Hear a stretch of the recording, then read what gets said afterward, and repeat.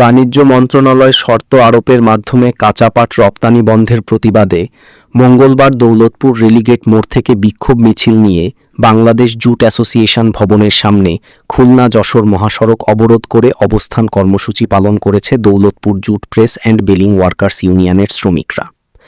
বিক্ষুব্ধ শ্রমিকরা মিছিল সহকারে দৌলতপুর বিজেএর কার্যালয়ের সামনে টায়ারে আগুন জ্বালিয়ে রাজপথ অবরোধ করায় মহাসড়কে যান চলাচল বন্ধ হয়ে যায়। এ সময় একদল শ্রমিক বিজেএর অফিসে হামলা করে ভাঙচুর করে।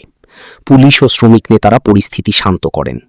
এ সময় বিজেএ অফিসে পূর্ব নির্ধারিত প্রেস কনফারেন্সে আসা পাট ব্যবসায়ী ও মিডিয়ার কর্মীরা অবরুদ্ধ হয়ে পড়ে।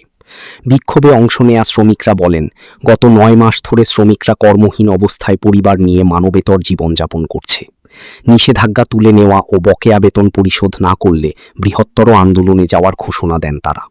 এই কাঁচা পাট ষড়যন্ত্র করে কিছু মিলের লোকজনের ষড়যন্ত্রে কাঁচা পাট রপ্তানি বন্ধ করে দিয়ে আজকেরা প্রায় খুলনা, নারায়ণগঞ্জ, মোকাম সহ কৃষকও রাজস্ব হারাচ্ছে, কৃষকের ন্যায্য মজুরি পাচ্ছে না। আমার দেশে যদি পাটের দাম বাড়ে তাতে সরকারের লস কোথায়? এই পণ্য তো বিদেশি ডলার বাংলাদেশেই আসবে। কেন এই পাট বন্ধ করা হচ্ছে? আজকে লক্ষ লক্ষ লোক রাস্তায় বেকার হয়ে গেছে, এই শিল্পটা ধ্বংস হয়ে যাচ্ছে। একই কাঁচা পাট এই রপ্তানি বন্ধ করার করতে সরকার যে সুতা রপ্তানি দিচ্ছে, সুতায় সরকারের লস আছে, 5% সেভিশন দেয়। কাঁচা পাটে সরকারের কোনো লস নাই, সরকারের জায়গায় রাজস্ব পাচ্ছে। অবৈধভাবে এই কাঁচা পাট রপ্তানি বন্ধ করে দিচ্ছে। এর প্রতিবাদে আজকে আমরা রাস্তায় নামছি। আজকে আমাদের কর্মসূচি বিজিয়ে ঘেরাও, এরপরে রেলপথ, নৌপথ, রাজপথ যত জায়গা আছে আমরা সব জায়গা আমরণ কর্মসূচি দেবো যতদিন পর্যন্ত আমাদের এই দাবি মাইনে না নেবে। আন্দোলন করতেছি, আমাদের বিগত 2 বছর ধরে কোনো কাজ নাই, মালিকরা কাজ চালাইতে পারতেছে না, এই বিজিএরা আমাদের কথা শোনে না, এই জন্য আমরা এই আন্দোলনে নামছি। পাট রপ্তানি সরকার বন্ধ করে দিছে, এরই দাবিতে আমরা আজকের মনে করেন ছেলে মেয়ে নিয়ে কাটি বাড়ি নিয়ে তারিখ জন্য আজকে আমরা এই পথে নামিছি।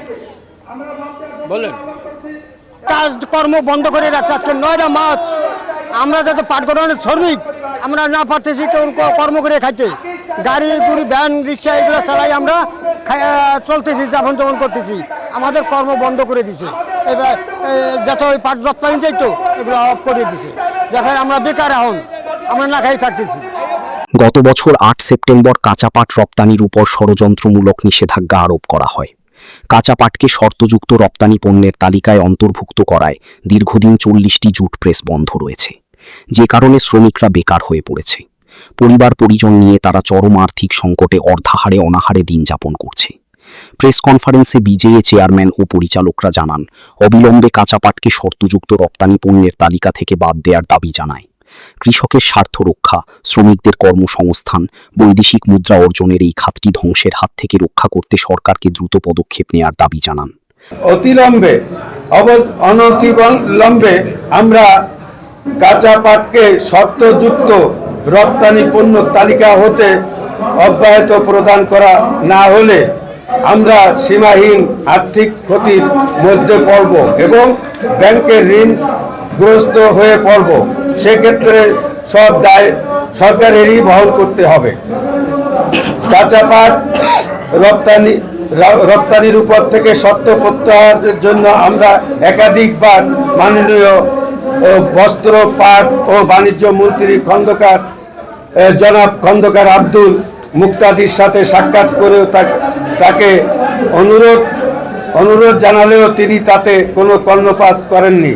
এমতো অবস্থায় কাঁচা পাটকে শর্তযুক্ত রপ্তানি পণ্য তালিকা হতে অব্যাহত প্রদান না করা পর্যন্ত আমরা আগামী 20/5/2026 তারিখ পর্যন্ত থেকে বিজিএ দৌলতপুর খুলনা অফিস প্রাঙ্গণে আমরা ধারাবাহিকভাবে মানববন্ধন ও বিক্ষোভ কর্মসূচি পালন করব এবং মাননীয় প্রধানমন্ত্রী বরাবর স্মারকলিপি প্রদান করি।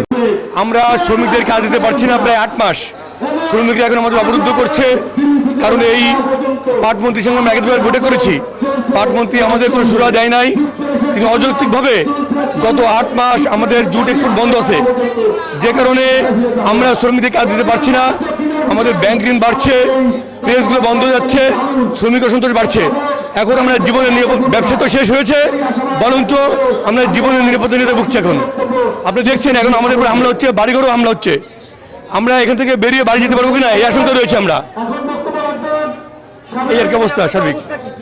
সর্বশেষ একটি চিঠি দিয়েছে, যে চিঠিতে তারা বলেছে যে পাট রপ্তানি এই অবস্থায় সমীচীন নয়, এই কারণে আমরা শ্রমিক কাজ দিতে পারছি না, এই কারণে শ্রমিক অসন্তোষ।